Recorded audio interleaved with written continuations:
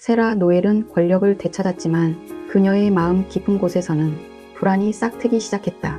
그녀가 감춰왔던 가장 치명적인 비밀, 그녀의 딸 이사벨이 다시 그녀 앞에 나타난 것이다. 어느 날 밤, 그녀는 은밀한 경고를 받았다. 그 아이가 당신을 무너뜨릴 것입니다. 이사벨은 그녀의 존재를 드러내며 대중 앞에 섰다. 그녀는 눈부신 금발과 고고한 자태를 지닌 세라와 닮은 얼굴을 하고 있었다. 이사벨은 기자들 앞에서 차분한 목소리로 말했다. 저는 세라 노엘의 딸 이사벨입니다. 그리고 저는 이 나라의 국민들에게 진실을 말해야 합니다. 순간 모든 것이 멈춘 듯 했다. 세라 노엘의 과거가 드러나는 순간이었다. 이사벨은 자신이 버려진 이야기, 어머니에게서 외면받았던 세월을 담담하게 이야기했다. 그녀는 한때 아무것도 가진 것이 없었다. 거리에서 고아원에서 이름도 모르는 누군가의 자비에 기대어 자라야 했다. 세라는 차가운 시선으로 그녀를 바라보았다. 그리고 과거의 기억들이 파도처럼 밀려왔다.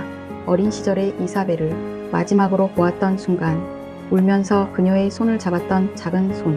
그러나 그녀는 권력을 위해, 자신의 야망을 위해 그 손을 뿌리쳤었다.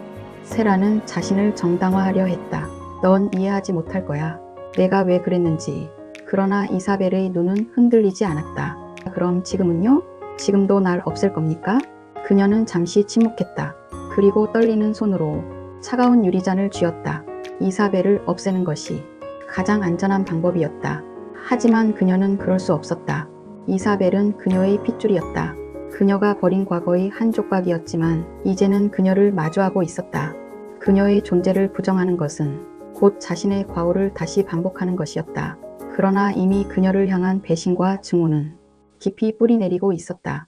국민들은 혼란스러워했고 그녀의 적들은 이사벨을 새로운 희망으로 삼으려 했다. 사람들은 이제 세라 노엘이 아닌 그녀가 버린 아이를 주목하기 시작했다. 그녀는 선택해야 했다. 이사벨을 받아들이고 과거를 바로잡을 것인가, 아니면 권력을 위해 또다시 잔혹한 결정을 내릴 것인가. 그날 밤 세라는 깊은 고민 끝에 이사벨을 불렀다. 둘만이 있는 공간에서 그녀는 처음으로 어머니가 아닌 한 사람으로서 이사벨을 바라보았다. 널 위해 준비한 게 있다. 세라는 서랍에서 작은 상자를 꺼냈다. 그 안에는 낡은 은목걸이가 있었다. 그녀가 이사벨을 처음 안았을 때 아이의 목에 걸어줬던 것. 이사벨은 목걸이를 보며 울컥했다. 그리고 묻듯이 그녀를 바라보았다. 세라는 차분히 말했다. 네가 원하는 게 뭐든 그 길을 선택해. 하지만 하나만 기억해줘. 나는 한 번도 널 잊은 적이 없어.